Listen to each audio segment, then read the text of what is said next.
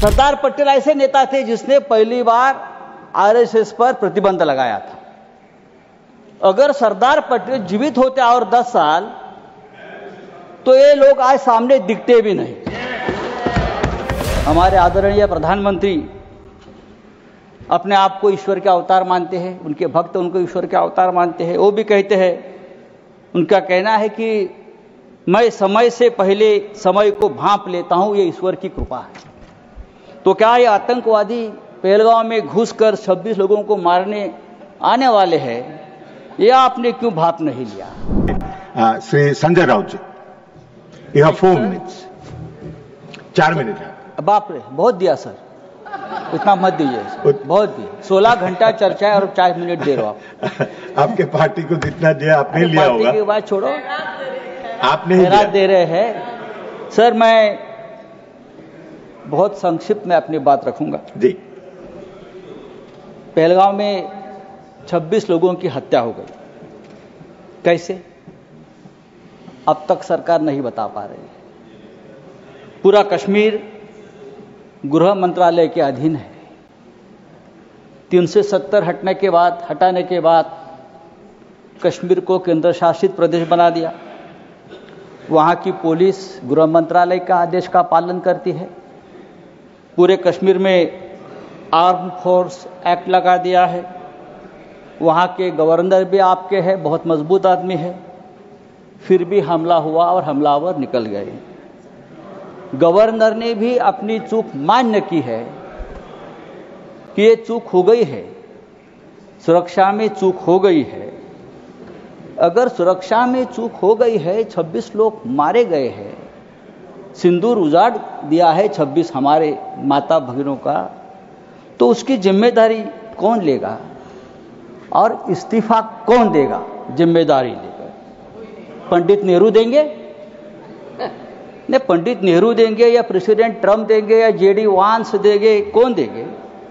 इस्तीफा देश के गृह मंत्री ने देना चाहिए, ये उनकी जिम्मेदारी है सर। इस देश में 24 घंटे में उपराष्ट्रपति का इस्तीफा लिया जाता है क्योंकि आपके बात मानते नहीं। लेकिन 26 लोगों की हत्या होने के बावजूद किसी का इस्तीफा नहीं, किसी से माफी नहीं।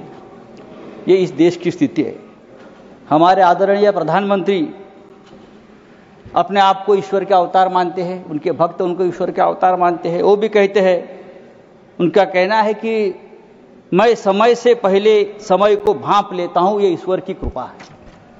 तो क्या ये आतंकवादी पहलगांव में घुसकर 26 लोगों को मारने आने वाले हैं, ये आपने क्यों भाप नहीं लिया? ये हमारे सामने और देश के सामने सबसे बड़ा सवाल है। मैं कांग्रेस के हमारे जो नेता है उनसे कहना चाहता हूं, मेरे बाजू में बैठे हैं, यहां कल से मैं जो बड़े बड़े भाषण सुन रहा हूं, चाहे राजनाथ सिंह जी हो, चाहे हमारे विदेश मंत्री हो, चाहे नड्डा जी हो, सबको पंडित नेहरू की बहुत याद आती है। पंडित नेहरू हो, सरदार पटेल हो, भूतकाल में बहुत घूमते हैं आप लोग। पंडित नेहरू उन्हें सोने भी नहीं देते और जीने भी नहीं देते। सरदार पटेल की भी याद आती है। मेरा एक कहना है कि नेहरू तो महान थे, लेकिन सरदार पटेल को प्रधानमंत्री न बनाकर हमने एक ऐतिहासिक भूल की है। बात ऐसी है कि नेहरू साहब बहुत ही डेमोक्रेटिक आदमी थे, सरदार पटेल लोह पुरुष थे। अगर सरदार पटेल ऐसे नेता थे जिसने पहली बार आरएसएस पर प्रतिबंध लगाया था।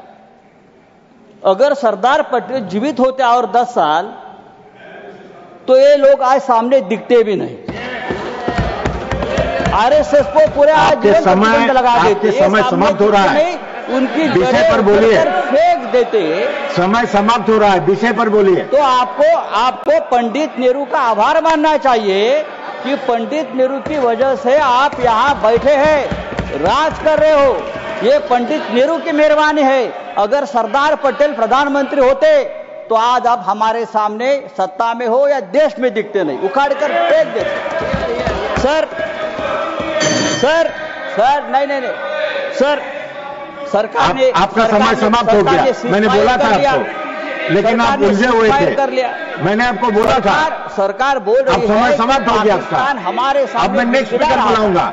पाकिस्तान हमारे सामने गिड़गिड़ा रहा था, हाथ जोड़कर हमसे रिक्वेस्ट कर रहा था कि सीजफायर कर लीजिए, युद्ध विराम कर लीजिए। अगर युद्ध विराम किया है तो युद्ध विराम के बदले में हमको क्या मिला? आप मुझे बताइए। बात तो पीओके पर होनी थी, क्या पीओके मिला? समाप्त कीजिए। धन्यवाद। कम से कम जो कुलभूषण जाधव 15 साल से उस जेल में तड़प रहा है भारत का, उसको तो छुड़ाना चाहिए था। एक तो बात करनी चाहिए थी, हमारा कुलभूषण जाधव स्पीकर बुला रहा हूं, संजय राउत जेल में अब सीनियर मेंबर 15 साल से तड़प रहा है, उसकी तो मांग होती। हमारे पास से मछुआरे शंकर राव सावन।